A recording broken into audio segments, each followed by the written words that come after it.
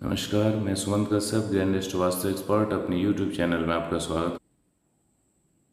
आपके सामने एक मैप की ग्रेडिंग की गई है, यानी 16 दिशाओं में इसका विभाजन किया गया है।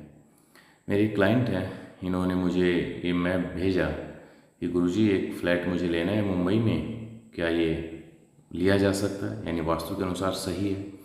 तो सबसे पहले हमें ये देखना है कि क्या ये नक्शे की ग्रेडिंग सही हुई है।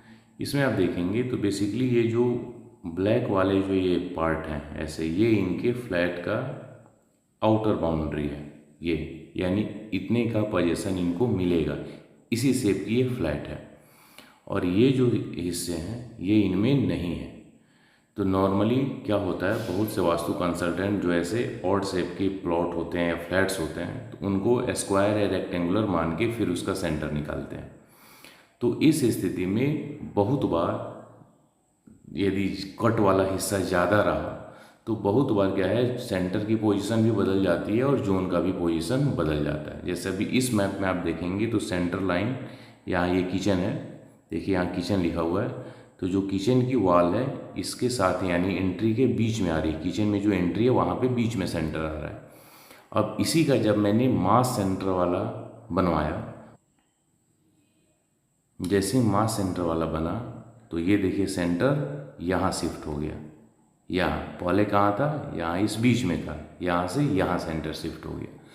तो जब मैप की ग्रिडिंग सही तरीके से नहीं होगी तो फिर वास्तु रेमेडीज़ में भी प्रॉब्लम आती हैं। और एस्ट्रो वास्तु रेमेडीज़ जहाँ हम आपकी कुंडली के हिसाब से डिसाइड करते हैं कि कौन सा जोन आपके लिए बेटर रहेगा मेडिसिन रखने के लिए, स्टडी के लिए, कैश पॉइंट ऑफ व्यू से यानी पैसा रखने के लिए, तो रिलेशनशिप के लिए, तो वहाँ पे समस्या ज़्यादा आती है।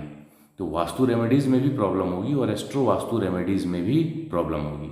तो कहने का तात्पर्य है कि जब भी आप इस तरह का फ्लैट हो या कोई भी प्लॉट हो जिसके ये जो कॉर्नर्स हैं वो कटे हुए हैं, यानी ये ऑड शेप का हो, तो यहाँ पे हमें मास सेंटर निकलवाना चाहिए। आपकी जो भी ड्राफ्ट्समैन है, जो भी मैप को ग्रिड करते हैं, उनसे बोलना है कि मास सेंटर चाहिए, अर्थात जितना हिस्सा आपका है आपके लिए यूजेबल है उसको ही ग्रिड करनी है। इस हिस्से को ऐसे टेंटेटिवली आगे बढ़ा के ग्रिड नहीं करना है, नहीं तो ग्रिडिंग गलत होगी तो फिर जो आपका कॉन्सेप्ट है, जो आप जानते हैं, वो सही तरीके से आप अप्लाई नहीं कर पाएंगे। तो ये फ्लैट में अभी जो मैंने आपको मैप दिखाया, इसमें यही 2 पॉइंट आपको समझाना था कि ग्रेडिंग किस प्रकार का होना चाहिए।